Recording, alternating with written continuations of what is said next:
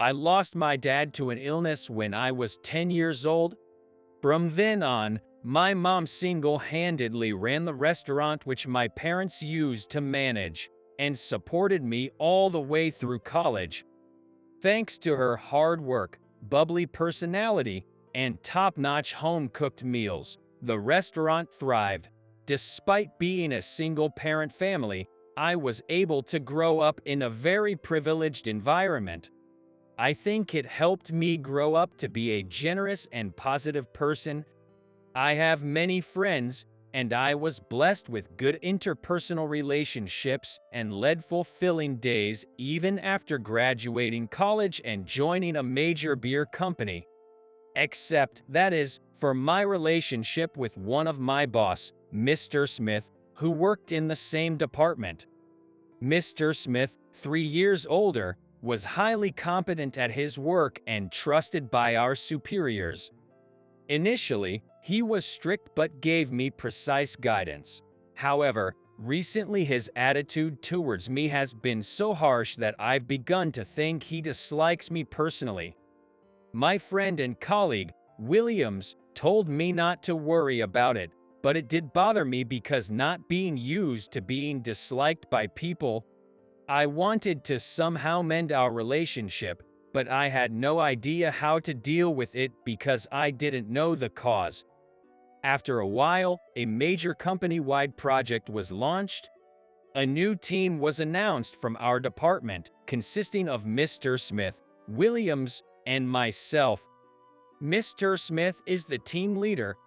We, both Williams and I, who were in our third year with the company, were delighted that it was a great opportunity, although the fact that Mr. Smith was the leader was a concern for me.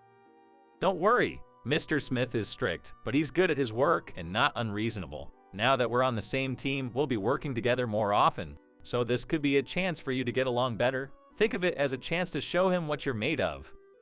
Reassured by Williams's bright words, I nodded in agreement. I didn't know what had made me fall out of favor with him, but the more time we spent together, the more opportunities we would have to understand each other. With that in mind, I resolved to do my best at work. However, Mr. Smith's attitude remained unchanged. As Williams had said, he never got angry or ignored me for unreasonable reasons, but more often than not, he would not listen to me when I spoke up in meetings. Of course, I knew I was inexperienced, but it was tough to be constantly denied without receiving any precise instructions or advice. Everyone was working late every day and exhausted, but Mr. Smith was particularly hard-working. It might be natural as he was the leader, but he tried to do everything by himself.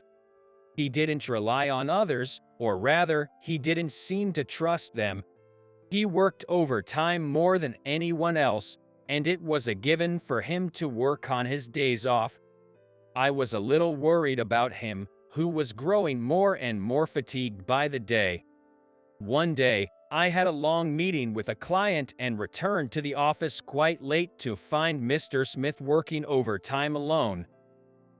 If you don't mind, I can help you a bit with that. I pointed to a pile of documents on his desk. It was already past 10 p.m.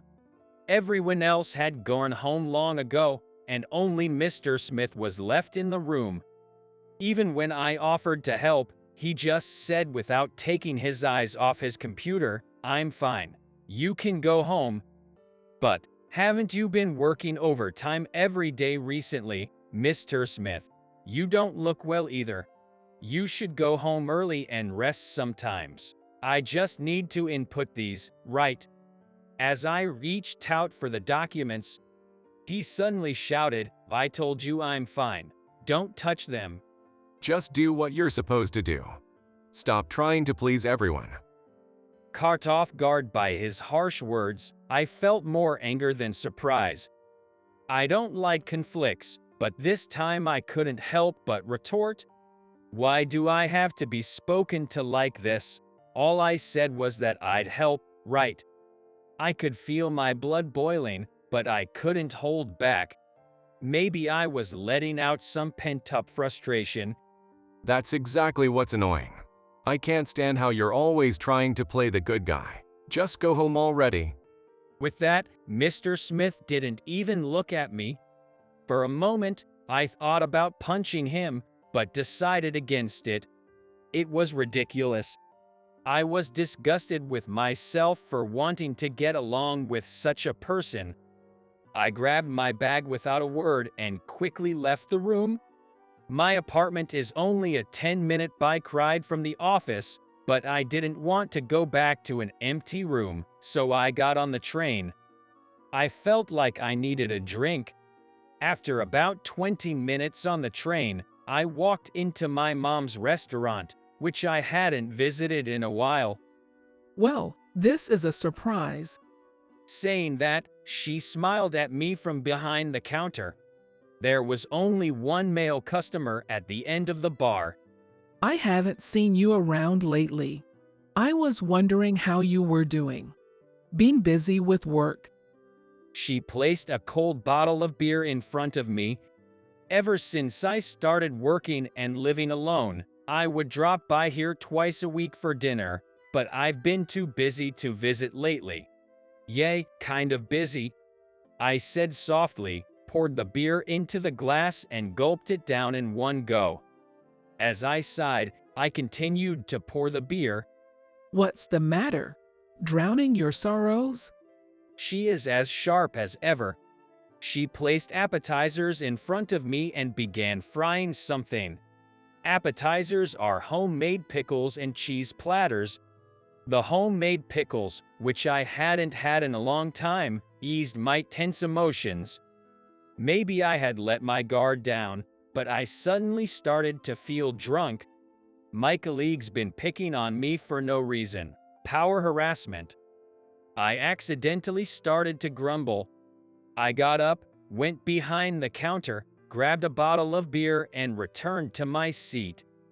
Don't you think you might have said something unnecessary without realizing it? You do have a knack for lacking tact, Jake. You could call it being open-hearted. As I said that, she chuckled, ha ha ha, and placed Caesar salad and French fries on the counter. The fragrant aroma tickled my nostrils, and I started eating. While eating, I told her about my relationship with Mr. Smith and what had happened that night. She just quietly listened to me. After I had finished talking, she served me a cup of coffee. I see. In other words, you're not liked, is that it? Well, yes, I don't know why, but it's affecting my work, and I want him to stop. It's like being bullied as a kid. There might not be a reason. Maybe he just dislikes your face. Just when I thought, what? The man sitting at the counter chuckled. Sorry for interrupting. You really are funny. The man who had turned to look at us was around 60 years old. Dressed in a high-quality suit, his gentle smile emanated an aura of dignity. Oh, I apologize for letting you hear such trivial talk. She served the man a cup of coffee. While thinking that it wasn't trivial at all, I lightly bowed to the man. I might be sticking my nose in where it doesn't belong, but may I say something? I nodded, yeah. That colleague, he might not hate you, but he might get a thing for you. You know how little boys pull the hair of the girls they like, right? That's what it feels like. I just couldn't help but think that. I said again, yeah. He gets a thing for me. What's that about? Not that he could hear my inner voice, but the man laughed heartily and said, of course, I mean as a person. Like he can't stop thinking about you. It might be good to have an honest talk. You might get an unexpected answer. With that, the man stood up saying, check, please, and left the place with a smile, saying, sorry for saying unnecessary things. I'll come again. He was a mysterious man. Just having exchanged a few words with him, his words had settled in my heart. When I asked my mom who he was, She said she didn't know because he was just someone who occasionally came in just before closing time and they hadn't really talked about much. Sometime after that, it was decided that our team would entertain clients. Although the clients were all young and we were looking for a place where we could let loose and eat and drink to our heart's content, Mr. Smith asked, "Does anyone know a good place?" I hesitated a bit, but then boldly suggested, "How about my mother's restaurant?" My mother runs a restaurant. It's a small place with a counter as the main area, but I guarantee the taste of the food. We can rent out the whole place, so you can make as much noise as you want, and it will be a lot cheaper. After saying this, Mr. Smith looked at me and said, "Oh." Can we count on you then? With that said, he gave me a grin. Seeing his smile made me happy, and I found myself responding like an elementary school kid, "Yes." I immediately called my mom and informed her of the date and the number of guests. When I mentioned that Mr. Smith would also be coming, she exclaimed in excitement, "Really?" Well, then I'll do my best to make up for my son's incompetence. I'm not that incompetent. With that, I ended the call. The sound of her delighted voice lingered in my ear. Back when I was a student, I would often take my friends to her restaurant, but since becoming a working adult, I hadn't taken anyone. I wonder if this counts as being a dutiful son. The thought made me happy. Fast forward to the day of the banquet, a week later. Around noon, I was summoned by Mr. Smith. The department head from the other party will be joining us tonight. I'm sorry, but we'll have to cancel at your mother's place. With that casual remark, I was thrown into a state of panic. We were preparing for a party of almost 20 people. My mom would have been busy preparing since the morning. "Cancel, you said?" With the department head joining us, we can't be seen at a grungy small restaurant, can we? I'll book a fancier place. Sorry for the trouble. With that, Mr. Smith returned to his work. His description of the place as grungy stung. Was he saying that my mother's restaurant was grungy? How condescending. I wanted to complain, but I took out my smartphone to make the cancellation call to my mom. After explaining the situation, my mom brightly said, "Well, that's life." However, her voice betrayed her disappointment. I apologized profusely before hanging up the call. Recalling Mr. Smith's attitude made me clench my smartphone tightly. I was frustrated. I couldn't forgive him for hurting not me, but my mom. Not wanting to see Mr. Smith's face, I decided to head out. As I was visiting a few clients, my phone rang. It was my mom. Do you remember the customer who was sitting at the counter when you came last time? His name is Mr. Bob, and he called. He wants to book the place for tonight. It's a bit sudden, but at least the preparations won't go to waste. I thought you might be worried, so I'm reporting it to you. Hearing her cheerful voice, I felt relieved. That's good. Once I finish my work, I'll come over to help. What? But don't you have a business dinner tonight? I'm not going to that. I ended the call. I had no intention of attending tonight's business dinner. Even if I were to be called childish, I didn't care. Just for today, I didn't want to listen to what Mr. Smith had to say. Knowing that the reservation was for 7 p.m., I arrived at the restaurant 30 minutes earlier, put on an apron like the one my dad used to wear, and started helping out. I was used to helping my mom during busy times since I was a kid. As I was arranging appetizers, time flew by, and before I knew it, the sound of the sliding door opening echoed through the restaurant. Welcome. As my mom loudly greeted, "Good evening," Mr. Bob walked in. Sorry for the sudden request. My client said he wanted to treat us. so I thought I'd love to have your home-cooked meals. I've brought some young folks with me, so please feed us till they're full. Following him, the guests started to come in one after the other, and among them, to my surprise, was Mr. Smith. I was so surprised that I let out a no. Without thinking, Mr. Smith was looking at me, his eyes wide with surprise. What? Is that you, Jake? Why are you here? Weren't you supposed to be helping out at your mom's restaurant today? It was Williams who spoke up. The rest of the crew looked at me, surprised to see me in an apron. Wait, your mom's place is this place. But I thought you said you canceled the reservations. He looked over at Mr. Smith after saying that. An awkward silence filled the room for a moment. Well, everyone, please have a seat. How about you start with a beer? Jake, don't just stand there, get the beer.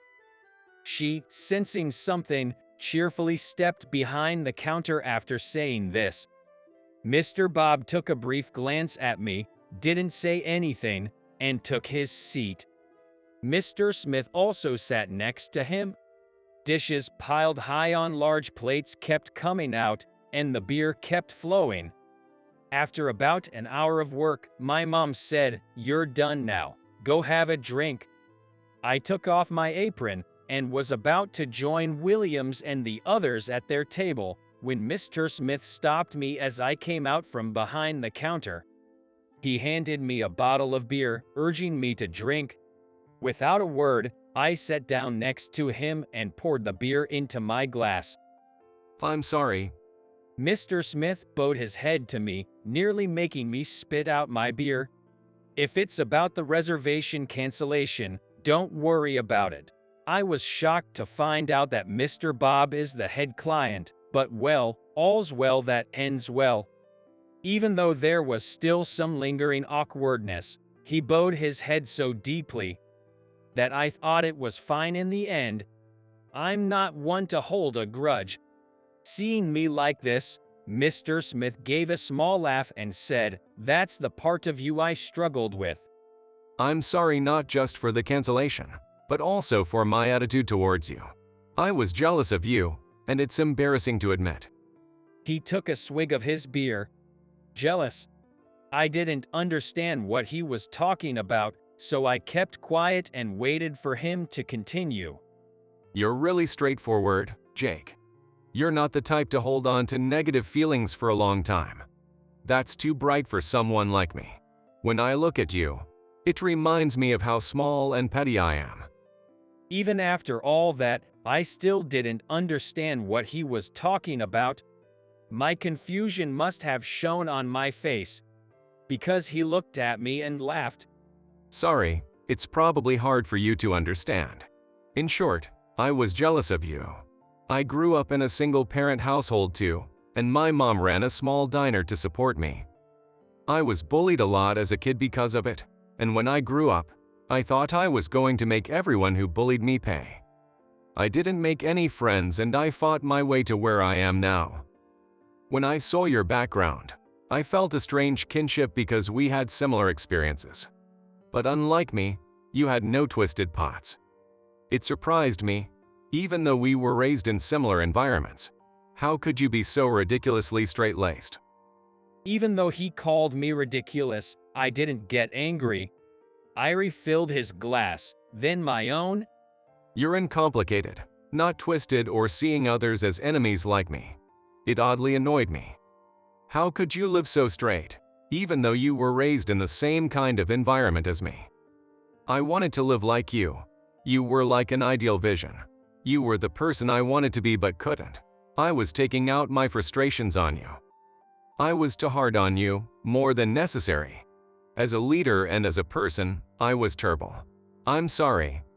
He bowed his head deeply once again. Not knowing what to say, I just stared blankly. Then Mr. Bob came over with a glass in his hand and sat down next to Mr. Smith. So you were the first to reserve this place.